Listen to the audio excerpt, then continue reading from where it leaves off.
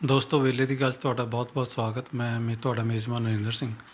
ਅੱਜ ਪੰਜਾਬ ਵਿਧਾਨ ਸਭਾ ਦਾ ਵਿਸ਼ੇਸ਼ ਇਜਲਾਸ ਸੱਦਿਆ ਗਿਆ ਸੀ। ਉਹਦੇ ਵਿੱਚ ਪੰਜਾਬ ਸਰਕਾਰ ਨੇ ਕੇਂਦਰ ਦਾ ਜਿਹੜਾ ਚੰਡੀਗੜ੍ਹ 'ਤੇ ਜਿਹੜਾ ਆਪਣਾ ਗਲਬਾ ਬਣਾਉਣ ਦੀ ਕੋਸ਼ਿਸ਼ ਕੀਤੀ ਹੈ, ਉਹਦੇ ਖਿਲਾਫ ਇੱਕ ਮਤਾ ਪਾਸ ਕੀਤਾ ਗਿਆ। ਉਹਦੇ 'ਚ ਕਿਹਾ ਗਿਆ ਹੈ ਕਿ ਚੰਡੀਗੜ੍ਹ ਸਾਨੂੰ ਵਾਪਸ ਕੀਤਾ ਜਾਵੇ ਪੰਜਾਬ ਨੂੰ। ਇਹੋ ਜਿਹੇ ਮਤੇ ਦੀ ਕੀ ਵੁਕਤ ਹੈ? ਕੀ ਇਹਦੀ ਕੋਈ ਅੱਗੇ ਹੋਂਦ ਰਹੂਗੀ ਕਿ ਇਹ ਪਹਿਲੇ ਦੇ ਮਤਿਆਂ ਵਾਂਗੋਂ ਇੱਦਾਂ ਹੀ ਰਹਿ ਜਾਊਗਾ? ਇਹਦੇ ਬਾਰੇ ਗੱਲਬਾਤ ਕਰਨੀ ਸਾਡੇ ਕੋਲ ਹਮੀਰ ਜੀ। ਹਮੀਰ, ਤੁਹਾਡਾ ਸਵਾਗਤ ਹੈ ਜੀ। ਸ਼ੁਕਰੀਆ।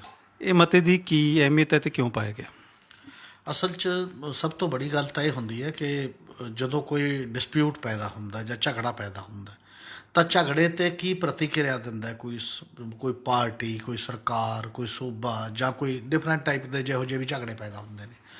ਇਹ ਜਿਹੜਾ ਮੁੱਦਾ ਹੈ ਇਹ ਸੰਵੇਦਨਸ਼ੀਲ ਮੁੱਦਾ ਸ਼ੁਰੂ ਤੋਂ ਲੈ ਕੇ, ਖਾਸ ਤੌਰ 'ਤੇ 1966 ਤੋਂ, ਜਦੋਂ ਤੋਂ ਪੰਜਾਬੀ ਸੂਬੇ ਦਾ ਪੁਨਰਗਠਨ ਹੋਇਆ, ਪੰਜਾਬ ਪੁਨਰਗਠਨ ਐਕਟ 1966 ਬਣਿਆ, ਉਹਦੇ ਤਹਿਤ ਕਿੰਨੀਆਂ ਚੀਜ਼ਾਂ ਅਣਸੁਲਝੀਆਂ ਨੇ ਹਜੇ, ਜਿਹੜੀਆਂ ਚੀਜ਼ਾਂ ਪੂਰੀ ਤਰ੍ਹਾਂ ਹੱਲ ਨਹੀਂ ਹੋਈਆਂ। ਦਰਿਆਈ ਪਾਣੀਆਂ ਦਾ ਮੁੱਦਾ ਅਣਸੁਲਝਿਆ ਹਜੇ, ਔਰ ਇਸੇ ਤਰ੍ਹਾਂ ਜਿਹੜਾ ਦਾ ਮੁੱਦਾ ਵੀ ਅਣਸੁਲਝਿਆ। ਇਹ 3-4 ਤਾਂ ਵੱਡੇ ਮੇਜਰ ਪੁਆਇੰਟ ਨੇ ਜਿਹੜੇ ਲਗਾਤਾਰ ਮਤਲਬ ਬਾਰ-ਬਾਰ ਇਸ਼ੂ ਬਣਦੇ ਰਹੇ ਨੇ। ਇਹ ਕੋਈ ਅੱਜ ਨਹੀਂ ਬਣਿਆ। ਇਹ ਤੋਂ ਪਹਿਲਾਂ ਜਦੋਂ ਚੰਡੀਗੜ੍ਹ ਨੂੰ ਕੇਂਦਰ ਸ਼ਾਸਤ ਪ੍ਰਦੇਸ਼ ਰੱਖਿਆ, ਉਦੋਂ ਵੀ ਇੱਕ ਮੋਰਚਾ ਲਾਇਆ ਸੀ ਅਕਾਲੀ ਦਲ ਨੇ। ਜੇ ਤੁਹਾਡੇ ਯਾਦ ਹੋਵੇ, ਇੱਕ ਬਹੁਤ ਨਾਅਰਾ ਪ੍ਰਫੁੱਲਤ ਹੋਇਆ ਸੀ ਉਦੋਂ, ਚੰਡੀਗੜ੍ਹ ਪੰਜਾਬ ਦਾ, ਮਤਲਬ ਦਾ ਸਲੋਗਨ ਸੀ ਜਿਹੜਾ, ਫੁੱਲਾਂ 'ਚੋਂ ਫੁੱਲ ਗੁਲਾਬ ਦਾ, ਚੰਡੀਗੜ੍ਹ ਪੰਜਾਬ ਦਾ। ਇਹੋ ਜਿਹੇ ਨਾਅਰੇ ਬਹੁਤ ਲੱਗੇ ਸੀ ਉਦੋਂ ਵੀ, ਕਿਉਂਕਿ ਨੋਰਮਲੀ ਇੱਕ ਦਲੀਲ ਇਹ ਹੈ ਪੰਜਾਬ ਦੇ ਸਾਈਡ ਦੀ ਬੜੇ ਲੰਮੇ ਸਮੇਂ ਤੋਂ ਹੀ ਕਿ ਜਿਹੜਾ ਭਾਸ਼ਾ ਦੇ ਆਧਾਰ 'ਤੇ ਸੂਬੇ ਬਣਾਉਣੇ ਸੀ, ਭਾਸ਼ਾ ਦੇ ਆਧਾਰ 'ਤੇ ਸੂਬੇ ਬਣਾਏ ਗਏ। ਦੇਸ਼ 'ਚ ਇੱਕ ਪਾਲਿਸੀ ਬਣ ਗਈ 1956 ਦੇ ਵਿੱਚ, ਸੂਬੇ ਪੁਨਰਗਠਨ ਕੀਤੇ। ਪੰਜਾਬ 1966 'ਚ ਬਣਾਇਆ। 66 ਦੇ ਵਿੱਚ ਵੀ ਆਉਂਦੇ ਫਿਰ ਜਿੰਨੇ ਵੀ ਸੂਬਿਆਂ ਦਾ ਪੁਨਰਗਠਨ ਹੋਇਆ ਸੀ, ਰਾਜਧਾਨੀਆਂ ਉਹਨਾਂ ਮੇਨ ਸੂਬਿਆਂ ਦੇ ਕੋਲ ਗਈਆਂ, ਜਿਹੜੇ ਪੇਰੈਂਟਸ ਮਤਲਬ ਰਾਜ ਕਹਿੰਦੇ ਆ, ਜਿਹਦੀ ਉਹ ਸੀ। ਦੂਜੇ ਸੂਬਿਆਂ ਨੂੰ ਜਿਹੜੇ ਨਵੇਂ ਬਣੇ ਉਹਨਾਂ ਨੂੰ ਸਹਾਇਤਾ ਦਿੱਤੀ, ਆਰਥਿਕ ਸਹਾਇਤਾ ਕੇਂਦਰ ਸਰਕਾਰ ਨੇ, ਕਿ ਤੁਸੀਂ ਆਪਣੀ ਰਾਜਧਾਨੀ ਬਣਾ ਲਓ। ਪੰਜਾਬ ਦੇ ਬਾਰੇ ਦੇ ਵਿੱਚ ਇਹ ਹੋਇਆ ਕਿ ਨਹੀਂ, ਫਿਲਹਾਲ ਆਪਾਂ ਇਹਨੂੰ ਕੇਂਦਰ ਸ਼ਾਸਤ ਪ੍ਰਦੇਸ਼ ਰੱਖਦੇ ਹਾਂ। ਜਦੋਂ ਮਾਮਲਾ ਹੱਲ ਹੋ ਗਿਆ ਉਦੋਂ ਆਪਾਂ ਫਿਰ ਕੋਈ ਨਾ ਕੋਈ ਇਹਦਾ ਫੈਸਲਾ ਕਰ ਲਾਂਗੇ। ਬਾਕੀ ਮੁੱਦਿਆਂ 'ਤੇ ਵੀ ਇਹ ਚੱਲਦਾ ਰਿਹਾ, ਔਰ ਇਹ ਇਹੋ ਜਿਹੇ ਮੁੱਦੇ ਸੀਗੇ ਜਿਹਦੇ ਨਾਲ ਬਹੁਤ ਪੰਜਾਬ ਨੂੰ ਨਹੀਂ, ਪੂਰੇ ਦੇਸ਼ ਨੂੰ ਵੀ, ਜੇਕਰ ਦੇਸ਼ ਇਹ ਮੰਨੇ ਕਿ ਸਾਨੂੰ ਵੀ ਕਾਸਟ ਦੇਣੀ ਪਈ ਹੈ, ਬਹੁਤ ਜਲਦ ਕੀਮਤ ਦੇਣੀ ਪਈ ਹੈ ਇਹਨਾਂ ਮਾਮਲਿਆਂ ਦੇ ਵਿੱਚ, ਕਿਉਂਕਿ ਖਾੜਕੂਬਾਦ ਦਾ ਦੌਰ ਵੀ ਇਸੇ 'ਚੋਂ ਆਇਆ। ਉਹ ਪਾਣੀ ਦੇ ਮੁੱਦੇ 'ਤੇ ਲੱਗਿਆ ਮੋਰਚਾ ਸੀ। ਫਿਰ ਅਨੰਦਪੁਰ ਸਾਹਿਬ ਦਾ ਮਤਾ ਆਇਆ, ਉਹਦੇ 'ਤੇ ਆਪ ਵਿੱਚ ਹੀ ਉਹ ਮੰਗਾਂ ਵੀ ਸ਼ਾਮਲ ਹੋ ਗਈਆਂ।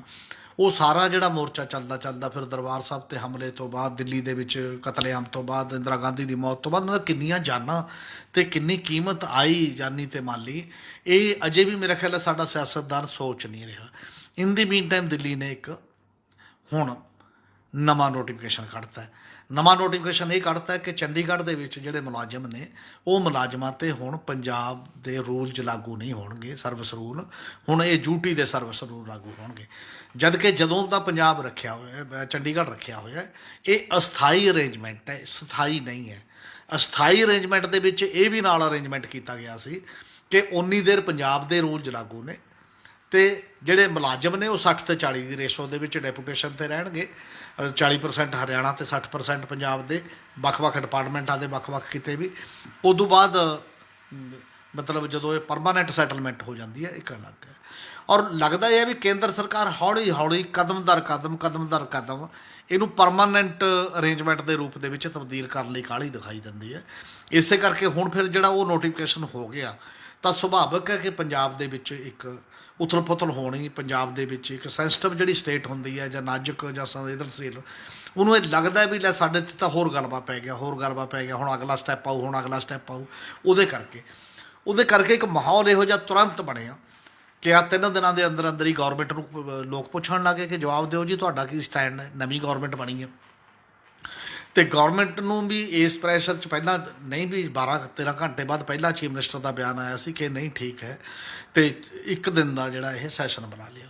ਇੱਕ ਦਿਨ ਦੇ ਸੈਸ਼ਨ 'ਚ ਇਹੀ ਕਿਹਾ ਕਿ ਚੰਡੀਗੜ੍ਹ ਪੰਜਾਬ ਦੇ ਹਵਾਲੇ ਕੀਤਾ ਜਾਣਾ ਚਾਹੀਦਾ, ਅਤੇ ਜਿਹੜਾ ਨੋਟੀਫਿਕੇਸ਼ਨ ਸਰਵਿਸ ਰੂਲ ਦੇ ਮੁਤਾਬਕ ਲਿਆ ਉਹ ਵਾਪਸ ਲੈਣ ਦੀ ਲੋੜ ਹੈ। ਔਰ ਇਹਦੇ 'ਚ ਬਿਲਕੁਲ ਉਹੋ ਜਿਹੀ ਮਤਾ ਇਹ, ਜਿਵੇਂ ਪਿਛਲੇ 3 ਖੇਤੀ ਕਾਨੂੰਨਾਂ ਦੇ ਉੱਤੇ ਵਿਧਾਨ ਸਭਾ ਦੇ ਵਿੱਚ 2 ਵਾਰ ਮਤਾ ਪਿਆ, ਮਤੇ ਨੇ ਇਹ। ਕਾਨੂੰਨ ਨਹੀਂ ਹੈ, ਕਿਉਂਕਿ ਵਿਧਾਨ ਸਭਾ ਦਾ ਤੇ ਲਾਗੂ ਤਾਂ ਉਹੀ ਹੋਊਗਾ ਜਿਹੜਾ ਕਾਨੂੰਨ ਬਣ ਜਾਂਦਾ ਜੇਕਰ ਕਿਸੇ ਨਾ ਕਿਸੇ ਰੂਪ ਦੇ ਵਿੱਚ। ਪਰ ਮਤੇ ਦੇ ਤੌਰ ਦੇ ਉੱਤੇ ਇੱਕ ਗੱਲ ਦੇਖਣ ਵਾਲੀ ਸੀ ਅੱਜ ਵੀ ਤੇ ਉਦੋਂ ਵੀ, ਖੇਤੀ ਕਾਨੂੰਨਾਂ ਤੇ ਵੀ। ਉਦੋਂ ਵੀ ਪਿਛਲੀ ਵਿਧਾਨ ਸਭਾ ਦੇ ਵਿੱਚ ਵੀ ਬੀਜੇਪੀ ਦੇ 2 ਹੀ MLA ਸੀ ਤੇ ਐਤਕੀ ਵੀ 2 ਹੀ MLA ਨੇ। ਉਹਨਾਂ ਦੋਨਾਂ ਨੂੰ ਛੱਡ ਕੇ ਉਹ ਤਾਂ ਆਏ ਹੀ ਨਹੀਂ ਸੀ, ਉਦੋਂ ਤਾਂ ਅੰਦੋਲਨ ਦਾ ਮਾਹੌਲ ਇਹੋ ਜਿਹਾ ਸੀ, escape ਕਰ ਗਏ ਸੀ। ਅੱਜ ਦੇ ਮਤੇ ਤੇ ਬੀਜੇਪੀ ਦੇ ਦੋਨੋਂ MLA ਨੇ ਮਤਲਬ ਵਿਰੋਧ ਕੀਤਾ ਜਾਂ ਬਾਈਕਾਟ ਕੀਤਾ। ਬਾਹਰ ਆ ਕੇ ਉਹਨਾਂ ਨੇ ਜੋ ਪੱਤਰਕਾਰਾਂ ਨੂੰ ਕਿਹਾ ਉਹਨੂੰ ਡਿਫੈਂਡ ਕੀਤਾ ਕਿ ਇਹ ਕੋਈ ਚੰਡੀਗੜ੍ਹ ਤੇ ਕਲੇਮ ਨਹੀਂ ਛੱਡਿਆ ਜਾ ਰਿਹਾ, ਗੁੰਮਰਾਹ ਕਰ ਰਹੀ ਹੈ ਸਰਕਾਰ ਤੇ ਆਪੋਜੀਸ਼ਨ। ਕਲੇਮ ਤਾਂ ਕਲੇਮ ਹੀ ਹੈ, ਚੰਡੀਗੜ੍ਹ ਤੇ ਤਾਂ ਅਸੀਂ ਵੀ ਕਹਿੰਦੇ ਹਾਂ ਚੰਡੀਗੜ੍ਹ ਪੰਜਾਬ ਦਾ ਹੈ, ਤੇ ਇਹ ਤਾਂ ਜਿਹੜੇ ਕਿਉਂਕਿ ਮੁਲਾਜ਼ਮ ਡਿਮਾਂਡ ਕਰ ਰਹੇ ਸੀ, ਮੰਗ ਕਰ ਰਹੇ ਸੀ ਡਿਊਟੀ ਦੇ, ਇਸ ਕਰਕੇ ਉਹਨਾਂ ਦੀ ਮੰਗ ਮੰਨੀ ਗਈ ਹੈ। ਜੇ ਸੂਬਾ ਸਰਕਾਰ ਉਹ 7ਵਾਂ ਪੇ ਕਮਿਸ਼ਨ, ਬਾਕੀ ਦੇ ਪੇ ਕਮਿਸ਼ਨ ਲਾਗੂ ਕਰਦੀ ਤਾਂ ਫਿਰ ਇਹ ਮਤਲਬ ਲੋੜ ਨਹੀਂ ਸੀ ਹੋਣੀ।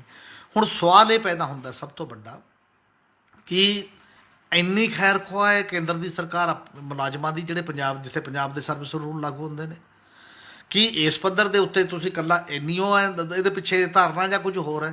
ਕੀ ਕੇਵਲ ਕੁਝ ਹਜ਼ਾਰ, ਕੁਝ ਸੈਂਕੜੇ ਮੁਲਾਜ਼ਮਾਂ ਦੇ ਪਿੱਛੇ ਲੋਕਾਂ ਦਾ total sentiment, total history, total ਵਿਰਾਸਤ, ਉਹਨੂੰ ਟੋਟਲ ਤਬਦੀਲ ਕੀਤਾ ਜਾ ਸਕਦਾ? ਕਦੇ ਜ਼ਿੰਦਗੀ 'ਚ ਇਹੋ ਜਿਹੇ ਫੈਸਲੇ ਆਉਂਦੇ ਨੇ? ਇੱਦੋਂ ਪਹਿਲਾਂ ਤੱਕ ਪੰਜਾਬ ਦੇ ਪੇ ਸਕੇਲ ਜਿਹੜੇ ਨੇ, ਪੰਜਾਬ ਦੀ ਗੌਰਮੈਂਟ ਨੇ ਵੀ ਪਿਛਲੇ ਦਿਨਾਂ ਦੇ, ਪਿਛਲੇ ਸਾਲਾਂ ਦੇ ਵਿੱਚ ਪੰਜਾਬ ਵਾਲੇ ਨੂੰ ਕਿਹਾ ਮੁਲਾਜ਼ਮਾਂ ਨੂੰ ਕਿ ਤੁਹਾਨੂੰ ਅਸੀਂ ਕੇਂਦਰ ਦਾ ਸਕੇਲ ਦੇ ਦਿੰਦੇ ਹਾਂ, ਇਹ ਲੈ ਲਓ, ਕਿਉਂਕਿ ਪੰਜਾਬ 'ਚ ਤਨਖਾਹ ਵੀ ਜ਼ਿਆਦਾ, ਪੈਨਸ਼ਨ ਵੀ ਜ਼ਿਆਦਾ, ਭੱਤੇ ਵੀ ਜ਼ਿਆਦਾ ਨੇ, ਔਰ ਸਰਕਾਰ ਦੇ ਨਾਲੋਂ ਬੋਰਡਾਂ ਤੇ ਕਾਰਪੋਰੇਸ਼ਨਾਂ 'ਚ ਭੱਤੇ ਤੇ ਤਨਖਾਹਾਂ ਜ਼ਿਆਦਾ ਨੇ। ਇਸ ਕਰਕੇ ਜਿਹਨੂੰ ਜਿੰਨਾ ਜ਼ਿਆਦਾ ਮਿਲਦਾ ਉਨਾ ਉਹ ਕੋਸ਼ਿਸ਼ ਕਰਦਾ ਕਿ ਮੈਨੂੰ ਮਿਲੇ। ਹੁਣ ਉਹਨਾਂ ਨੂੰ ਲੱਗਦਾ ਕਿ ਨਵਾਂ ਜਿਹੜੀਆਂ ਆ ਰਿਹਾ ਸੈਟਅਪ, ਉਹਦੇ 'ਚ ਸ਼ਾਇਦ ਸਾਨੂੰ ਇੱਧਰੋਂ ਫਾਇਦਾ ਹੋ ਜਾਏ, ਚੰਡੀਗੜ੍ਹ ਵਾਲਿਆਂ ਨੂੰ, ਮੁਲਾਜ਼ਮਾਂ ਨੂੰ ਕੇਵਲ ਇੰਨਾ ਲੱਗਦਾ। ਹੁਣ ਇਹ ਬੜਾ ਵੱਡਾ ਸਵਾਲ ਹੈ। ਸਵਾਲ ਕੇਵਲ ਕੁਝ, ਇੱਕ ਬੜਾ ਵੱਡਾ ਸਵਾਲ ਇਸ ਐਂਗਲ ਤੋਂ ਵੀ ਹੈ ਕਿ ਕੇਂਦਰ ਸਰਕਾਰ ਨੇ ਜਿਸ ਢੰਗ ਨਾਲ ਪੇ ਕਮਿਸ਼ਨ ਬਣੇ ਨੇ, ਸਰਕਾਰੀ ਮੁਲਾਜ਼ਮਾਂ ਦੀਆਂ ਤਨਖਾਹਾਂ ਪਿਛਲੇ 30 ਸਾਲਾਂ 'ਚ ਜੋ ਵੱਧਦੀਆਂ ਨੇ, ਕੀ ਸਾਡਾ ਦੇਸ਼ ਦਾ ਜਿਹੜਾ ਮਿਜਾਜ ਹੈ, ਬਾਕੀ ਇਕੱਲਾ ਪੰਜਾਬ ਨਹੀਂ, ਸਾਰੇ ਸੂਬਿਆਂ ਦੀ ਹਾਲਤ ਗੰਭੀਰ ਬਣੀ ਹੋਈ ਹੈ ਇਸ ਮਾਮਲੇ ਦੇ ਵਿੱਚ। ਨਵੀਆਂ ਭਰਤੀਆਂ ਬੰਦ ਨੇ, ਪੁਰਾਣਿਆਂ ਦੀ ਪੈਨਸ਼ਨ ਤੇ ਤਨਖਾਹਾਂ ਤੇ ਬਹੁਤ ਵੱਡਾ ਕੁਝ ਜਾ ਰਿਹਾ। ਇੱਕ ਇਹ ਸਵਾਲ ਵੀ ਡਿਸਕਸ ਕਰਨ ਵਾਲਾ ਇਹਦੇ ਇਸੇ ਮਤੇ ਦੇ ਵਿੱਚੋਂ ਆਊਗਾ, ਔਰ ਇਹੋ ਜਿਹੇ ਜਿਹੜੀ ਵਿਵਾਦ ਨੇ ਉਹਦੇ 'ਚੋਂ ਆਉਂਦਾ ਹੈ ਕਿ ਕੀ 1 ਜਾਂ 2% ਜਾਂ 5% ਲੋਕ ਨੇ ਦੇਸ਼, ਕੇਂਦਰ ਦੀ ਸਰਕਾਰ ਹੋਵੇ ਜਾਂ ਸੂਬਿਆਂ ਦੇ ਸਾਰੇ ਮੁਲਾਜ਼ਮ ਮਿਲਾ ਕੇ, ਤੁਹਾਡੀ ਆਬਾਦੀ 'ਚੋਂ, ਤੁਹਾਡੇ ਬੰਦਿਆਂ 'ਚੋਂ, ਤੇ ਕੀ ਬਾਕੀ ਅਨਆਰਗੇਨਾਈਜ਼ਡ ਸੈਕਟਰ ਦੇ ਜਾਂ ਹੋਰ ਗੌਰਮੈਂਟ ਤੋਂ ਬਾਹਰ ਸੈਕਟਰ ਦੇ ਜਿਹੜੇ ਬੰਦੇ ਨੇ, ਕੀ ਉਹਨਾਂ ਨੂੰ ਵੀ ਉਨੇ ਹੀ ਪੈਸੇ, ਉਨੀ ਆਮਦਨ ਹੋ ਰਹੀ ਹੈ? ਉਹ ਉਸ ਪੱਧਰ ਤੇ ਹੈ? ਕੀ ਬਰਾਬਰੀ ਦਾ ਕਨਸੈਪਟ ਇਹੀ ਹੈ ਕਿ ਗੈਰ ਸੰਗਠਿਤ ਖੇਤਰ ਦੇ ਬੰਦੇ ਨੂੰ ਦਿਹਾੜੀ ਵੀ ਨਾ ਪੂਰੀ ਦਿੱਤੀ ਜਾਏ? ਮਨਰੇਗਾ ਹੁਣ ਤੁਸੀਂ 13 ਰੁਪਏ ਵਧਾ ਕੇ 282 ਰੁਪਏ ਕੀਤੇ ਨੇ, ਜਿਹਨੂੰ ਮਿਨੀਮਮ ਵੇਜ ਵੀ ਨਹੀਂ ਮਿਲ ਰਿਹਾ। ਸਾਡੀ ਲੜਾਈ ਉਹਦੇ ਤੇ ਵੀ ਹੋਣੀ ਚਾਹੀਦੀ ਹੈ, ਸੰਗਠਿਤ ਖੇਤਰ ਉਹਦੇ ਨਾਲ ਜਾਏ ਜਾਂ ਇਕੱਲਾ ਕੁਝ ਸੈਕਸ਼ਨ ਦੇ ਲਈ ਇਹ ਕਰੇ। ਇਸ ਲਈ ਇਹ ਮੈਨੂੰ ਲੱਗਦਾ ਦਲੀਲ ਦੇਣ ਲਈ ਦਲੀਲ ਹੈ, ਜਦ ਕਿ ਇਹ ਮੁੱਦਾ ਭਾਵਨਾਤਮਕ ਮੁੱਦਾ ਵੀ ਹੈ, ਇਹ ਮੁੱਦਾ ਦਲੀਲ ਦਾ ਮੁੱਦਾ ਵੀ ਹੈ। ਪੰਜਾਬ ਆਪਣੇ ਆਪ ਫੈਸਲਾ ਕਰੇ ਕਿ ਸਾਡਾ ਆਹ ਫੈਸਲਾ ਹੈ, ਉਹ ਇੱਕ ਅਲੱਗ ਗੱਲ ਹੁੰਦੀ ਹੈ। ਕੋਈ ਦੂਜਾ ਠੋਸ ਦੇ ਉਹ ਫੈਸਲਾ ਲਿਜਾ ਕੇ ਤਾਂ ਉਹਦੇ ਖਿਲਾਫ ਹੈ। ਇਸੇ ਕਰਕੇ ਜਿਵੇਂ 3 ਖੇਤੀ ਬਿੱਲਾਂ 'ਤੇ ਕੀਤਾ ਸੀ, ਬਾਕੀ ਸਾਰੀਆਂ ਧਿਰਾਂ ਨੇ ਸਹਿਮਤੀ ਦੇ ਨਾਲ ਇਸ ਮਤੇ ਨੂੰ ਪਾਸ ਕੀਤਾ। ਇਹ ਮਤੇ ਦਾ ਇਹ ਮਤਲਬ ਹੈ ਕਿ ਉਹ ਤਾਂ ਇਕੱਲੇ ਬੰਦੇ, ਜਥੇਬੰਦੀਆਂ ਬਿਆਨ ਦਿੰਦੀਆਂ ਨੇ, ਉਹ ਮੰਨਿਆ ਨਹੀਂ ਜਾਂਦਾ ਕਿ ਪੰਜਾਬ ਦੀ ਵਿਲ ਆਫ ਦੀ ਪੀਪਲ ਹੈ, ਲੋਕਾਂ ਦੀ ਇੱਛਾ ਹੈ। ਜਦੋਂ ਇਲੈਕਟਡ ਰਿਪਰੈਜ਼ੈਂਟੇਟਿਵ, ਚੁਣੇ ਹੋਏ ਨੁਮਾਇੰਦੇ, ਸਮੁੱਚੀ ਵਿਧਾਨ ਸਭਾ ਦਾ ਇੱਕ ਬੜਾ ਵੱਡਾ ਹਿੱਸਾ ਸਰਬਸੰਮਤੀ ਨਾਲ ਕਰਦਾ ਹੈ, ਤਾਂ ਉਹ ਇਹ ਮੈਸੇਜ ਜਾਂਦਾ ਡੈਮੋਕ੍ਰੇਸੀ ਦੇ ਵਿੱਚ ਕਿ ਵਿਲ ਆਫ ਦੀ ਪੀਪਲ ਹੈ, ਲੋਕਾਂ ਦੀ ਇੱਛਾ ਹੈ। ਲੋਕ ਕੇਂਦਰ ਸਰਕਾਰ ਦੇ ਇਸ ਨੋਟੀਫਿਕੇਸ਼ਨ ਨੂੰ ਨਹੀਂ ਠੀਕ ਸਮਝਦੇ, ਇਸ ਲਈ ਕੇਂਦਰ ਸਰਕਾਰ ਨੂੰ ਉਸ ਨੋਟੀਫਿਕੇਸ਼ਨ 'ਤੇ ਮੁੜ ਵਿਚਾਰ ਕਰਨਾ ਚਾਹੀਦਾ ਤੇ ਉਹਨੂੰ ਵਾਪਸ ਲੈਣਾ ਚਾਹੀਦਾ ਇਸ ਸਾਰੇ ਮਾਮਲੇ ਦੇ ਵਿੱਚ। ਔਰ ਇਹੋ ਜਿਹੇ ਫੈਸਲੇ ਪਹਿਲਾਂ ਨਹੀਂ ਹੈ, ਲਗਾਤਾਰ ਹੋ ਰਹੇ ਨੇ। ਇੱਦੋਂ ਪਹਿਲਾਂ BBMB ਦਾ ਮਾਮਲਾ ਸਾਡੇ ਸਾਹਮਣੇ। BBMB ਦੇ ਵਿੱਚ ਤੁਸੀਂ ਇੱਕ ਨਿਯਮ ਬਦਲਤੇ ਨੇ। ਅੱਜ ਵੀ ਬੀਜੇਪੀ ਦਾ ਕੋਈ ਆਗੂ ਕਿਤੇ ਬੋਲ ਰਿਹਾ ਸੀ ਕਿਸੇ TV ਤੇ, ਕੋਈ ਨਹੀਂ ਬਦਲਿਆ, ਉਹੀ ਮੈਂਬਰ ਹੈ, ਉਹੀ ਫਲਾਣਾ। ਅਜੇ ਉਹੀ ਮੈਂਬਰ ਹੈ ਭਾਈ ਸਾਹਿਬ, ਜਿੰਨਾ ਕੁ ਉਹਨਾਂ ਦੀ ਟੈਨਿਓਰ ਹੈ ਰਿਟਾਇਰਮੈਂਟ ਹੋਣ ਦੀ, 1 ਸਾਲ 6 ਮਹੀਨੇ। ਇੱਦੋਂ ਬਾਅਦ ਜਿਹੜਾ ਉਹ ਲਾ ਤੇ ਰੂਲ ਬਦਲੇ ਨੇ, ਉਹ ਤਾਂ ਮਤਲਬ ਨੇਤਰਹੀਣ ਨਹੀਂ ਬੰਦੇ, ਸਮਝਦਾਰ ਬੰਦੇ ਨੇ। ਉਹ ਰੂਲ ਦੇ ਮੁਤਾਬਕ ਪੰਜਾਬ ਦੇ ਵਿੱਚੋਂ ਜਾਣਾ ਕੋਈ ਅਲਾਓ ਹੀ ਨਹੀਂ ਹੋਏਗਾ, ਕੋਈ ਫਿੱਟ ਹੀ ਨਹੀਂ ਬੰਦਾ। ਹਰਿਆਣੇ ਦੇ ਵਿੱਚੋਂ ਇਰੀਗੇਸ਼ਨ ਵਾਲਾ ਨਹੀਂ ਆਏਗਾ ਤੇ ਪੰਜਾਬ 'ਚੋਂ ਪਾਵਰ ਵਾਲਾ ਨਹੀਂ ਆਏਗਾ। ਕੇਂਦਰ ਮਨਮਾਨੀ ਨਾਲ ਉੱਥੇ ਜਾ ਕੇ ਬਿਠਾ ਦੇਗੀ। ਤੁਹਾਡੀਆਂ ਅੱਖਾਂ ਬੰਦਾ ਜੇ ਇਹ ਦੇਖ ਲੇ ਕੋਈ ਬੰਦਾ, ਮਤਲਬ ਜਿਵੇਂ ਕਹਿੰਦੇ ਨੇ ਕਬੂਤਰ ਜੇ ਬਿੱਲੀ ਨੂੰ ਆਉਂਦੇ ਦੇਖ ਕੇ ਅੱਖਾਂ ਮੀਚ ਲੇ ਕਿ ਜਾਨ ਬਾਜੂ ਮੈਨੂੰ ਬਿੱਲੀ ਨਹੀਂ ਦਿਖ ਰਹੀ, ਤਾਂ ਬਿੱਲੀ ਨੂੰ ਤਾਂ ਆਪਦਾ ਸ਼ਿਕਾਰ ਦਿਖ ਰਿਹਾ ਨਾ, ਤੇ ਉਹ ਸ਼ਿਕਾਰ ਤਾਂ ਜਾ ਕੇ ਕਰ ਰਹੀ ਹੈ ਉਸ ਪੱਧਰ ਦੇ ਉੱਤੇ। ਇਸ ਲਈ ਆਹ ਸਾਲ 6 ਮਹੀਨੇ 'ਚ ਗੁੰਮਰਾਹਕੁਨ ਪ੍ਰਚਾਰ ਨਾਲ ਨਹੀਂ ਹੁੰਦਾ, ਗੱਲ ਇਹ ਵਾਜਬ ਹੈ ਉਸੇ ਤਰੀਕੇ ਨਾਲ। ਔਰ ਇਸੇ ਲਈ ਉਹ ਮੁੱਦਾ ਵੀ ਅਜੇ BBMB ਵਾਲਾ ਵਿੱਚ ਹੀ ਖੜਾ ਹੈ। ਅਜੇ ਸੁਪਰੀਮ ਕੋਰਟ ਗਈ ਹੋਈ ਹੈ ਪੰਜਾਬ ਦੀ ਸਰਕਾਰ BSF ਵਾਲੇ 50 ਕਿਲੋਮੀਟਰ ਦੇ ਦਾਇਰੇ ਵਾਲੇ ਦੇ ਖਿਲਾਫ ਕਿ ਫਿਰ ਤਾਂ ਤੁਸੀਂ ਸਾਡੇ ਸਾਰੇ ਸ਼ਹਿਰਾਂ 'ਚ ਸਾਰੇ ਆਲੇ ਦੁਆਲੇ BSF ਕਬਜ਼ਾ ਲਾ ਐਂਡ ਆਰਡਰ ਦੇ ਮੁੱਦੇ ਤੇ ਵੀ ਕਰ ਲਓ, ਸਾਡੀ ਸਟੇਟ ਦਾ ਕੀ ਬਣਿਆ। ਇਹ ਸਮੁੱਚਤਾ ਦੇ ਵਿੱਚ ਫੈਡਰਲਿਜ਼ਮ ਦਾ ਸਵਾਲ ਹੈ, ਸਮੁੱਚਤਾ ਦੇ ਵਿੱਚ ਕੇਂਦਰ ਰਾਜ ਸੰਬੰਧਾਂ ਦਾ ਸਵਾਲ ਹੈ। ਕੀ ਕੇਂਦਰ ਰਾਜ ਸੰਬੰਧਾਂ ਦਾ ਮੁੱਦਾ ਮੁੜ ਪ੍ਰਵਾਸਤ ਹੋਣਾ ਚਾਹੀਦਾ ਜਾਂ ਨਹੀਂ, ਔਰ ਜੇ ਮੁੜ ਪ੍ਰਵਾਸਤ ਹੋਣਾ ਚਾਹੀਦਾ ਕਿਹੜੀ ਸੈਂਸ 'ਚ ਚਾਹੀਦਾ। ਜੇ ਤਾਂ ਕੇਂਦਰ ਦੀ ਹੁਣ ਦੀ ਸਰਕਾਰ ਮੁਤਾਬਕ ਦੇਖਿਆ ਜਾਏ ਫਿਰ ਤਾਂ ਇਹ ਹੈ ਕਿ ਕੇਂਦਰੀਕਰਨ ਕਰ ਦਿਓ ਹੋਰ। ਜੇਕਰ ਪੁਰਾਣੀਆਂ ਜਦੋਜਹਿਦਾਂ ਤੇ ਅੱਜ ਦੇ ਇਹਨਾਂ ਰਾਜਾਂ ਦੀ ਇੱਛਾ ਦੇ ਮੁਤਾਬਕ ਦੇਖਿਆ ਜਾਏ ਤਾਂ ਇਹ ਹੈ ਕਿ ਪੁਰਾਣਾ ਤਾਂ ਹਜੇ ਛੱਡੋ, ਘੱਟੋ ਘੱਟ ਪੁਰਾਣਾ ਤਾਂ ਬਾਹਰ ਰਹਿਣ ਦਿਓ। ਉਦੋਂ ਬਾਅਦ ਨਵਾਂ ਜਦੋਂ ਲਿਆਓਗੇ ਉਹ ਇਹ ਹੋਏਗਾ ਕਿ ਰਾਜਾਂ ਦੇ ਅਧਿਕਾਰ ਕਿਵੇਂ ਵੱਧਦੇ ਨੇ, ਪਹਿਲਾਂ ਨਾਲੋਂ ਰਾਜਾਂ ਨੂੰ ਪਹਿਲਾਂ ਨਾਲੋਂ ਜ਼ਿਆਦਾ ਤਾਕਤ ਕਿਵੇਂ ਮਿਲਦੀ ਹੈ, ਉਸ ਡਾਇਰੈਕਸ਼ਨ ਦੇ ਵਿੱਚ ਇੱਕ ਚੀਜ਼ ਵਧਾਉਣ ਦਾ ਸਵਾਲ ਹੈ। ਔਰ ਇਸੇ ਮਤੇ ਦੇ ਨਾਲ ਦੀ ਨਾਲ ਇੱਕ ਗੱਲ ਹੋਰ ਵੀ ਹੈ ਜਿਹੜੇ ਦੇ ਵਿੱਚ ਜਦੋਂ ਇੱਕ ਪੂਰਾ ਤੁਸੀਂ ਸਟੈਂਡ ਲੈਂਦੇ ਹੋ ਤਾਂ ਉੱਥੇ ਇਹ ਗੱਲ ਹੋਈ ਬਾਰ-ਬਾਰ, ਆਪੋਜੀਸ਼ਨ ਦੇ ਲੀਡਰਾਂ ਨੇ ਵੀ ਰੱਖੀ ਤੇ ਸਾਰਿਆਂ ਨੇ ਰੱਖੀ ਕਿ ਮੁੱਦਾ ਇਕੱਲਾ ਮਤਾ ਪਾਉਣ ਦਾ ਨਹੀਂ ਹੈ। ਮਤਾ ਪਾਉਣ ਨੇ ਤੁਹਾਨੂੰ ਇਹ ਦਿਖਾਇਆ ਕਿ ਅਸੀਂ ਪੰਜਾਬ ਦੇ ਲੋਕ, ਪੰਜਾਬ ਦੇ ਚੁਣੇ ਨੁਮਾਇੰਦੇ ਇਕੱਠੇ ਹਾਂ। ਇਹ ਤੇ ਅੱਗੇ ਐਕਸ਼ਨ ਦੀ ਲੋੜ ਹੈ, ਪੋਲੀਟੀਕਲ ਐਕਸ਼ਨ ਦੀ ਲੋੜ ਹੈ ਤੇ ਬਾਕੀ ਹੈ। ਇਸ ਕਰਕੇ ਇੱਕ ਇਹ ਗੱਲ ਵੀ ਚੀਫ ਮਿਨਿਸਟਰ ਨੇ ਕਹੀ ਹੈ ਕਿ ਰਾਸ਼ਟਰਪਤੀ ਤੋਂ ਵੀ, ਪ੍ਰਧਾਨ ਮੰਤਰੀ ਤੋਂ ਜਾਂ ਹੋਮ ਮਿਨਿਸਟਰ ਤੋਂ ਟਾਈਮ ਲੈ ਕੇ ਉਹਨਾਂ ਨੂੰ ਵੀ ਇੱਕ ਆਲ ਪਾਰਟੀ ਡੈਲੀਗੇਸ਼ਨ ਜਿਹੜਾ ਜਾਵੇ ਤੇ ਇਸ ਗੱਲ ਲਈ ਦੱਸੇ ਕਿ ਆਹ ਚੀਜ਼ ਅਸੀਂ ਚਾਹੁੰਦੇ ਹਾਂ ਤੇ ਨਹੀਂ ਹੈ ਤੁਹਾਡੀ ਠੀਕ। ਜੇ ਆਲ ਪਾਰਟੀ ਡੈਲੀਗੇਸ਼ਨ ਨਾਲ ਵੀ ਨਹੀਂ ਕੋਈ ਚੀਜ਼ ਮਤਲਬ ਮੰਨੀ ਜਾਂਦੀ ਤਾਂ ਉਦੋਂ ਬਾਅਦ ਫਿਰ ਇੱਕ ਸਟਰਗਲਿੰਗ ਰੂਟ ਵੀ ਹੈ, ਜਿਹੜਾ ਲੜਾਈ ਦਾ ਰੂਟ, ਡੈਮੋਕ੍ਰੈਟਿਕਲੀ ਸਟਰਗਲ ਦਾ ਰੂਟ ਜਮਹੂਰੀਅਤ ਦੇ ਐਂਗਲ ਤੋਂ। ਔਰ ਕਿੰਨੇ ਵਾਰ ਇਸ ਦੇਸ਼ ਦੇ ਵਿੱਚ ਹੋਇਆ ਚੀਫ ਮਿਨਿਸਟਰ ਜਾ ਕੇ ਧਰਨੇ ਦਿੰਦੇ ਰਹੇ ਨੇ, ਮਤਲਬ ਪ੍ਰਧਾਨ ਮੰਤਰੀਆਂ ਦੇ। ਉਸ ਵਾਜਪਾਈ ਦੇ ਵੇਲੇ ਅਮਰਿੰਦਰ ਸਿੰਘ ਦੀ ਅਗਵਾਈ ਦੇ ਵਿੱਚ ਵੀ ਇੱਕ ਵਾਰ ਧਰਨਾ ਲੱਗਿਆ ਸੀ, ਜੈ ਲਲਿਤਾ ਧਰਨਾ ਲੈ ਕੇ ਆਈ ਸੀ ਦਿੱਲੀ ਦੇ ਵਿੱਚ, ਧਰਨਾ ਦਿੱਤਾ, ਬੀਂਗ ਏ ਚੀਫ ਮਿਨਿਸਟਰ ਅਗਵਾਈ ਕੀਤੀ ਹੈ। ਮਮਤਾ ਬੈਨਰਜੀ ਬੀਂਗ ਏ ਚੀਫ ਮਿਨਿਸਟਰ ਕਈ ਮੁੱਦਿਆਂ ਦੇ ਉੱਤੇ ਧਰਨੇ ਦੇ ਚੁੱਕੀ ਹੈ। ਔਰ ਇਹ ਸਾਰੇ ਜਿਹੜੇ ਮੁੱਦੇ ਨੇ ਮਤਲਬ ਤਾਂ ਚੀਫ ਮਿਨਿਸਟਰ ਤੋਂ ਜ਼ਿਆਦਾ ਉਮੀਦ ਕੀਤੀ ਜਾਂਦੀ ਹੈ ਜਿਹੜੀ ਰੂਲਿੰਗ ਸਾਈਡ ਹੈ, ਤੇ ਦੂਜੀ ਜਿਹੜੀ ਸਾਈਡ ਹੈ ਹੋਰ ਦੂਜੇ ਜਿਹੜੇ ਸਹਿਯੋਗੀ ਨੇ ਉਹ ਕਹਿੰਦੇ ਨੇ ਪੰਜਾਬ ਦੇ ਹਿੱਤ ਲਈ ਅਸੀਂ ਇਕੱਠੇ ਹਾਂ। ਅਸਲ 'ਚ ਇਕੱਠੇ ਇਸ ਕਰਕੇ ਨੇ ਕਿਉਂਕਿ ਪੰਜਾਬ ਦੀ ਨਬਜ਼ ਹੈ, ਪੰਜਾਬ ਦੀ ਸਮਝ ਹੈ ਇਹ ਟੋਟਲ ਦੀ ਬਣੀ ਹੋਈ ਕਿ ਇਹ ਚੀਜ਼ਾਂ ਵੀ ਜੇ ਸਾਡੇ ਤੋਂ ਚਲੀਆਂ ਗਈਆਂ ਸਾਡਾ ਬਹੁਤ ਵੱਡਾ ਲਾਸ ਹੋਏਗਾ, ਸਾਡਾ ਨੁਕਸਾਨ ਹੋਏਗਾ ਉਸ ਪਾਸੇ ਵੱਲ। ਹਾਲਾਂਕਿ ਇਹਦੇ ਤਾਂ ਕਦੇ ਦੋ ਰਾਇਆਂ ਰਹੀਆਂ ਹੀ ਨਹੀਂ ਵੈਸੇ ਤੱਕ ਕਿ ਚੰਡੀਗੜ੍ਹ ਪੰਜਾਬ ਨੂੰ ਨਹੀਂ ਜਾਣਾ ਚਾਹੀਦਾ। ਇਹ ਤੋਂ ਪਹਿਲਾਂ ਵੀ 26 ਜਨਵਰੀ 1986 ਨੂੰ ਤਾਂ ਇਹ ਦੇ ਹੀ ਦੇਣਾ ਸੀ, ਬੋਰਡ ਲੱਗਿਆ ਹੋਇਆ ਸੀ, ਤਾਂ ਬਰਨਾਲਾ ਸਾਹਿਬ ਨੇ ਅਸਤੀਫਾ ਨਹੀਂ ਦਿੱਤਾ, ਚੰਬੜ ਕੇ ਕੁਰਸੀ ਦੇ ਨਾਲ, ਨਹੀਂ ਸ਼ਾਇਦ ਉਦੋਂ ਹੀ ਹੋ ਜਾਂਦਾ ਕਿਉਂਕਿ ਰਾਜੀਵ ਲੌਂਗੋਵਾਲ ਸਮਝੌਤੇ ਦੇ ਵਿੱਚ ਸੀ ਕਿ 26 ਜਨਵਰੀ 1986 ਨੂੰ ਚੰਡੀਗੜ੍ਹ ਮਤਲਬ ਟਰਾਂਸਫਰ ਕਰ ਦਿੱਤਾ ਜਾਏਗਾ ਪੰਜਾਬ ਨੂੰ। ਪਾਰਲੀਮੈਂਟ ਦੇ ਵਿੱਚ ਸਰਬਸੰਮਤੀ ਨਾਲ ਪਾਸ ਕੀਤਾ ਗਿਆ ਉਹ ਸਮਝੌਤਾ ਹੈ, ਕੇਵਲ ਪ੍ਰਧਾਨ ਕਿਸੇ ਪਾਰਟੀ ਦੇ ਤੇ ਦੇਸ਼ ਦੇ ਪ੍ਰਧਾਨ ਮੰਤਰੀ ਦੇ ਦਰਮਿਆਨ ਸਮਝੌਤਾ ਨਹੀਂ ਹੈ। ਇਹ ਵੀ ਬਹੁਤ ਵੱਡੀ ਗੱਲ ਸੀ, ਇਹ ਪਹਿਲਾ ਸੀ ਆਜ਼ਾਦ ਹਿੰਦੁਸਤਾਨ ਦੇ ਵਿੱਚ ਕਿ ਕਿਸੇ ਪਾਰਟੀ ਦੇ ਪ੍ਰਧਾਨ ਤੇ ਪ੍ਰਧਾਨ ਮੰਤਰੀ ਸਮਝੌਤਾ ਹੋਵੇ ਬੈਠ ਕੇ ਲਿਖਤੀ। ਉਦੋਂ ਬਾਅਦ ਉਹਨੂੰ ਪਾਰਲੀਮੈਂਟ ਐਂਡੋਰਸ ਕਰੇ, ਉਹਨੂੰ ਲਾਗੂ ਕਰਾਉਣ ਦੇ ਵਾਸਤੇ ਇਹ ਵੀ ਸੀ, ਤੇ ਉਹ ਵੀ ਲਾਗੂ ਨਹੀਂ ਹੋ ਰਿਹਾ ਜਿਹੜੇ ਦੇਸ਼ ਦੇ ਵਿੱਚ। ਮਤਲਬ ਇਹ ਬੜਾ ਪੋਲੀਟੀਕਲੀ ਇਮੈਚੋਰ ਮੈਨੂੰ ਲੱਗਦਾ ਜਿਹਨੂੰ ਆਪਾਂ ਕਹਿ ਰਹੇ ਹਾਂ ਕਿ ਸਿਆਣਪ ਵਾਲੀ ਗੱਲ ਨਹੀਂ ਹੈ। ਜੇਕਰ ਇਸ ਲਈ ਇਹੋ ਜਿਹੇ ਤਣਾਅ ਕਈ ਵਾਰ ਵੱਡੇ ਮੁੱਦਿਆਂ ਨੂੰ ਜਨਮ ਦੇ ਦਿੰਦੇ ਨੇ, ਵੱਡੇ ਤਣਾਵਾਂ ਨੂੰ ਜਨਮ ਦੇ ਦਿੰਦੇ ਨੇ, ਟਕਰਾਵਾਂ ਨੂੰ ਜਨਮ ਦੇ ਦਿੰਦੇ ਨੇ, ਤੇ ਉਹ ਟਕਰਾਅ ਚੱਲਦੇ ਚੱਲਦੇ ਜਿਵੇਂ ਆਮ ਪਹਿਲਾਂ ਕਹਿ ਕੇ ਉਹੀ ਟਕਰਾਅ ਸੀ ਅਕਾਲੀ ਮੋਰਚੇ ਵਾਲਾ, ਉਹੀ ਟਕਰਾਅ ਸੀ SYL ਦੇ ਪੂਰੀ ਟੱਕ ਲਾਉਣ ਵਾਲਾ, ਜਿੱਥੋਂ ਮੋਰਚਾ ਚੱਲਦਾ, ਮੋਰਚਾ ਧਰਮ ਯੁੱਧ 'ਚ ਬਦਲਦਾ, ਉਦੋਂ ਬਾਅਦ ਕਿੰਨਾ ਜ਼ਿਆਦਾ ਨੁਕਸਾਨ ਹੋ ਜਾਂਦਾ ਉਸ ਸਾਰੇ ਮਾਮਲੇ ਦੇ ਵਿੱਚ। ਇਸ ਵਾਸਤੇ ਕੇਂਦਰ ਸਰਕਾਰ ਨੂੰ ਰਾਜਾਂ ਦੀ ਬਿੱਲ ਦੀ, ਪੰਜਾਬੀਆਂ ਦੇ ਸਾਰੇ ਇਸ਼ੂਜ਼ ਦੀ ਤੇ ਉਹ ਸਾਰੇ ਮਾਮਲਿਆਂ ਦੇ ਵਿੱਚ ਸੰਵੇਦਨਸ਼ੀਲ ਹੋ ਕੇ ਇਹਦਾ ਮੁੜ ਕੇ ਸੋਚਣਾ ਚਾਹੀਦਾ, ਮੁੜ ਕੇ ਇਹਦੇ 'ਤੇ ਨੋਟੀਫਿਕੇਸ਼ਨ ਦਾ ਜਿਹੜਾ ਸਵਾਲ ਹੈ ਉਹ ਦੇਖਣਾ ਚਾਹੀਦਾ। ਔਰ ਨਹੀਂ ਤਾਂ ਇਦੋਂ ਪਹਿਲਾਂ ਪਹਿਲਾਂ ਵਾਲੀ ਸਰਕਾਰ ਨੇ ਇੱਕ ਕਰ ਹੀ ਲਿਆ ਸੀ, ਪੰਜਾਬ ਯੂਨੀਵਰਸਿਟੀ ਵੀ ਜਾ ਰਹੀ ਸੀ, ਪੰਜਾਬ ਯੂਨੀਵਰਸਿਟੀ 'ਚ ਕੇਂਦਰੀ ਯੂਨੀਵਰਸਿਟੀ ਬਣਾਓ, ਸਾਰੇ ਪ੍ਰੋਫੈਸਰ ਪੰਜਾਬ ਯੂਨੀਵਰਸਿਟੀ ਦੇ ਧਰਨਾ ਲਾ ਕੇ ਵਾਈਸ ਚਾਂਸਲਰ ਦੇ ਬੈਠੇ ਹੋਏ ਸੀ। ਕਿੰਨੀ ਪੰਜਾਬ ਸਰਕਾਰ ਤੋਂ ਜੈਸ ਕਰਾ ਲਈ ਸੀ, ਇਹਨਾਂ ਨੇ ਵੀ ਚਿੱਠੀ ਲਿਖਤੀ ਸੀ ਵੀ ਚਲੋ ਸਾਨੂੰ ਤਾਂ ਪੈਸੇ ਸਾਡੇ ਕੋਲ ਉਹਨੇ ਨਹੀਂ, ਉਦੋਂ ਬਾਦਲ ਸਰਕਾਰ ਸੀ ਵੀ ਚਲੋ ਕੋਈ ਨਹੀਂ ਦੇਖ ਲਓ। ਪਰ ਉਹ ਇੰਨਾ ਵੱਡਾ ਰੌਲਾ ਖੜਾ ਹੋਇਆ ਕਿ ਇੱਕ ਪੰਜਾਬ ਯੂਨੀਵਰਸਿਟੀ ਇੱਕ ਹਿਸਟੋਰੀਕਲ ਚੀਜ਼ ਹੈ, ਪੰਜਾਬ ਦੇ ਨਾਲ ਵਿਰਾਸਤੀ ਚੀਜ਼ ਜੁੜੀ ਹੈ, ਕਿਵੇਂ ਦੇ ਦੋਗੇ। ਉਹ ਪੰਜਾਬ ਸਰਕਾਰ ਨੇ ਆਪਣਾ ਲੈਟਰ ਵੀ ਵਿਡਰਾ ਕੀਤਾ ਤੇ ਉਹ ਪ੍ਰੋਫੈਸਰਾਂ ਦੀ ਮੰਗ ਵੀ ਹਟੀ, ਤੇ ਉਸ ਤੋਂ ਬਾਅਦ ਪੰਜਾਬ ਯੂਨੀਵਰਸਿਟੀ ਦਾ ਸਵਾਲ ਹੈ। ਇਹਦਾ ਮਤਲਬ ਜੇ ਤੁਹਾਡੇ ਤੋਂ ਫਾਰ ਦੀ ਟਾਈਮਿੰਗ ਤੁਹਾਡੇ ਕੋਲ ਪੈਸੇ ਘੱਟ ਗਏ, ਕੁਝ ਚੀਜ਼ਾਂ ਹੋ ਗਈਆਂ, ਤੁਸੀਂ ਸਭ ਕੁਝ ਨਹੀਂ ਵੇਚ ਦਿੰਦੇ ਹੁੰਦੇ ਕਿ ਫੜ ਲਓ ਸਾਰਾ ਕੁਝ ਲੈ ਜਾਓ। ਔਰ ਲੈ ਜੇ ਵੇਚ ਵੀ ਲੈਣਾ ਵੀ ਆਪਣੀ ਉਹ ਸਰਕਾਰ ਲੈ ਜੇ। ਸਰਕਾਰ ਵਪਾਰੀ ਨਹੀਂ ਹੈ, ਕੋਈ ਵਿਰੋਧੀ ਧਿਰ ਨਹੀਂ ਹੈ ਸਾਰੇ ਪੰਜਾਬ ਦੀ ਜਾਂ ਬਾਕੀ ਦੀ। ਤੁਸੀਂ ਹੈਲਪ ਕਰ ਦਿਓ ਜੇ ਬਹੁਤ ਜ਼ਿਆਦਾ ਚੰਗੇ ਹੋ, ਤੇ ਬਾਕੀ ਦੇ ਸਟੇਟ ਵੀ ਜੇ ਆਪਣੇ ਮੁਲਾਜ਼ਮਾਂ ਨੂੰ ਨਹੀਂ ਦੇ ਪਾ ਰਹੀ, ਉਹਦੇ ਕੋਲ ਪੈਸੇ ਨਹੀਂ ਹੈ ਤਾਂ ਪੈਸੇ ਦੇ ਦਿਓ ਉਹਨਾਂ ਨੂੰ ਫਿਰ। ਉਹ ਵੀ ਤਾਂ ਤੁਹਾਡੇ ਹੀ ਨੇ, ਮੁਲਾਜ਼ਮ ਸਟੇਟ ਦੇ ਹੋਣ ਜਾਂ ਸੈਂਟਰ ਦੇ, ਕੀ ਹੈ ਤੁਸੀਂ ਉਹ ਹੱਕ ਆਪਣੇ ਕੋਲ ਲੈ ਕੇ ਕਿਉਂ ਦੇਣਾ ਚਾਹੁੰਦੇ ਹੋ, ਇਹ ਤੋਂ ਬਿਨਾਂ ਕਿਉਂ ਨਹੀਂ ਦੇਣਾ ਚਾਹੁੰਦੇ? ਇਹ ਵੀ ਤਾਂ ਇੱਕ ਬੜਾ ਵੱਡਾ ਸਵਾਲ ਹੈ। ਤਾਂ ਮਤਲਬ ਤੁਸੀਂ ਟਕਰਾਅ ਉਸ ਲੈਵਲ ਤੇ ਪੈਦਾ ਕਰ ਰਹੇ, ਇਹ ਤਾਕਤਾਂ ਦੇ ਕੇਂਦਰੀਕਰਨ ਅਤੇ ਵਿਕੇਂਦਰੀਕਰਨ, ਮਤਲਬ ਫੈਡਰਲਿਜ਼ਮ ਔਰ ਸੈਂਟਰਲਾਈਜੇਸ਼ਨ ਦਾ ਟਕਰਾਅ ਹੈ ਅਸਲ ਦੇ ਵਿੱਚ। ਇਹ ਪੋਲੀਟੀਕਲ ਲੜਾਈ ਹੈ 47 ਤੋਂ ਬਾਅਦ ਲਗਾਤਾਰ, ਔਰ ਫਿਊਚਰ ਦੀ ਵੀ ਇਹ ਪੋਲੀਟੀਕਲ ਲੜਾਈ ਹੋਏਗੀ।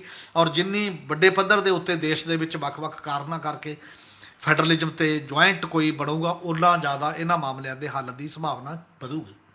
ਅਮੀਰ ਜੀ, ਸਵਾਲ 'ਚ ਇੱਕ ਸਵਾਲ ਆਇਆ, ਬੀਜੇਪੀ ਨੇ ਵਾਈਕਾਟ ਕਰਤਾ, ਵਾਕਆਊਟ ਕਰਤਾ, ਕਾਂਗਰਸ ਤੇ ਅਕਾਲੀ ਦਲ ਨੇ ਇਹਦਾ ਸਮਰਥਨ ਕੀਤਾ।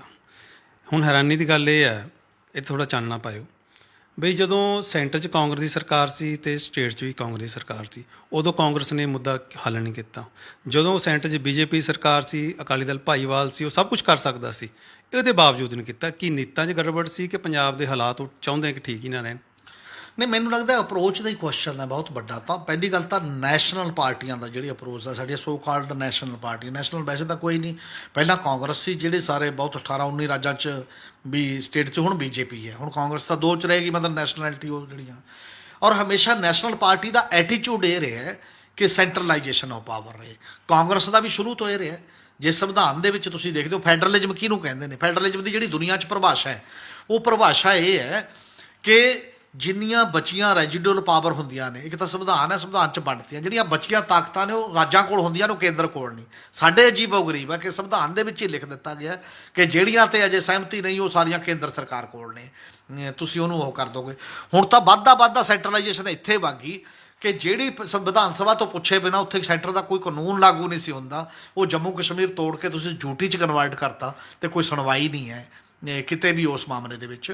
ਇਸ ਲਈ ਜਿਹੜਾ ਇੱਕ ਜਮਹੂਰੀਅਤ ਹੁੰਦੀ ਹੈ, ਜਮਹੂਰੀਅਤ ਇੱਕ ਵੇ ਆਫ ਲਾਈਫ ਹੁੰਦਾ ਹੈ।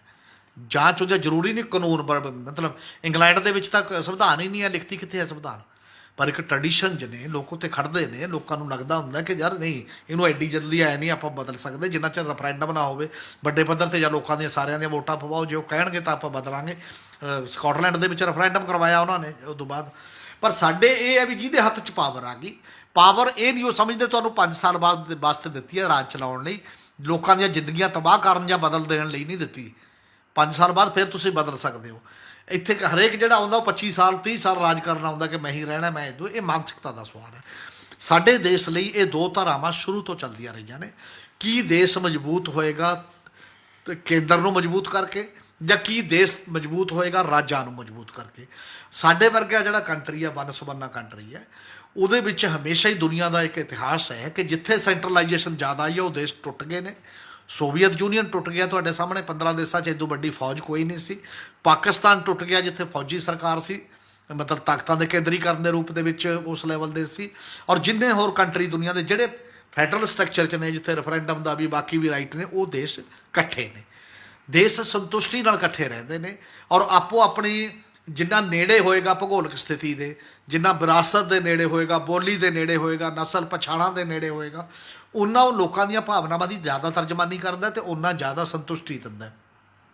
ਇਸੇ ਕਰਕੇ ਆ ਬੀਜੇਪੀ ਦੀ 2014 ਤੋਂ ਪਹਿਲਾਂ 30 ਸਾਲ ਇਸ ਦੇਸ਼ ਦੇ ਵਿੱਚ ਕੋਲੀਸ਼ਨ ਸਰਕਾਰ ਤੋਂ ਬਿਨਾਂ ਕਿਸੇ ਇੱਕ ਪਾਰਟੀ ਦੀ ਸਰਕਾਰ ਨਹੀਂ ਬਣੀ।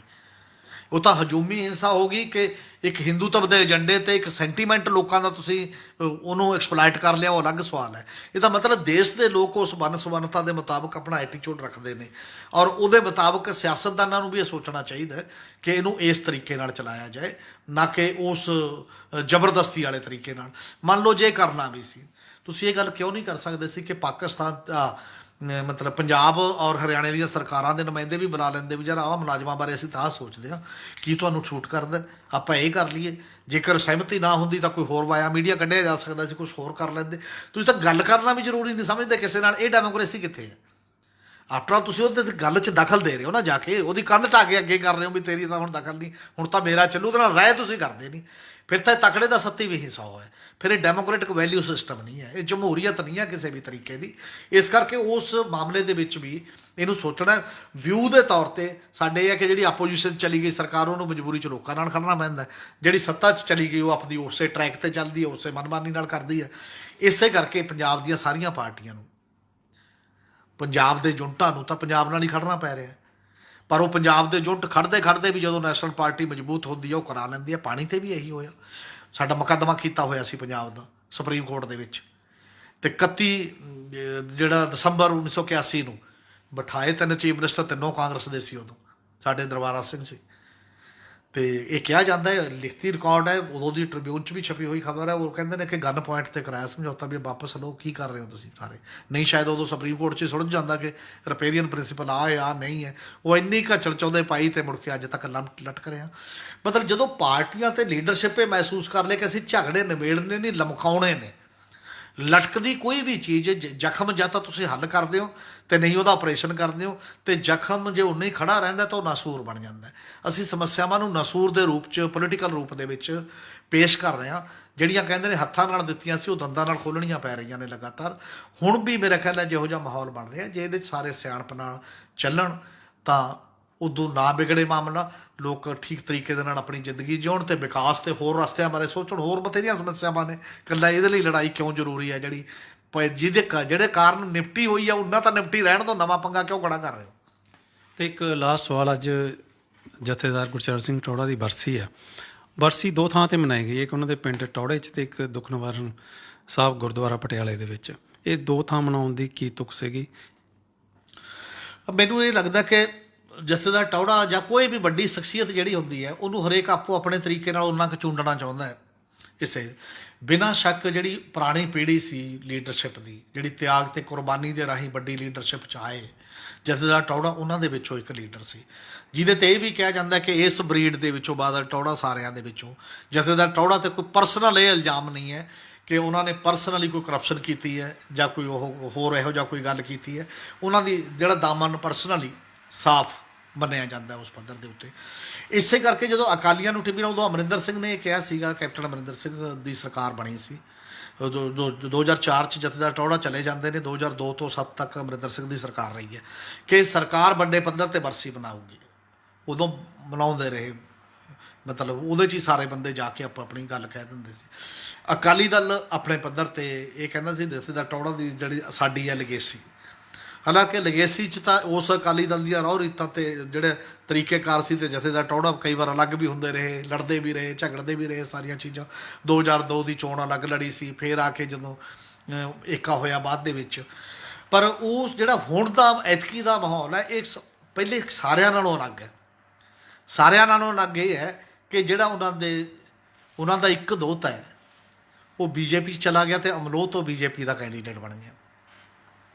ਹਾਲਾਂਕਿ ਇਦੋਂ ਪਿਛਲੀ ਚੋਣ ਦੇ ਵਿੱਚ ਵੀ ਉਹਨਾਂ ਦੀ ਬੇਟੀ ਜਿਹੜੀ ਸੀ ਉਹ ਆਮ ਆਦਮੀ ਪਾਰਟੀ ਦੀ ਟਿਕਟ 'ਤੇ ਚੋਣ ਲੜੀ ਸੀ, ਤੇ ਇਹਦਾ ਮਤਲਬ ਅਕਾਲੀ ਦਲ ਨੂੰ, ਪਰ ਲੜਨ ਤੋਂ ਬਾਅਦ ਫਿਰ ਉਹ ਅਕਾਲੀ ਦਲ 'ਚ ਆ ਗਿਆ ਸੀ ਪਰਿਵਾਰ।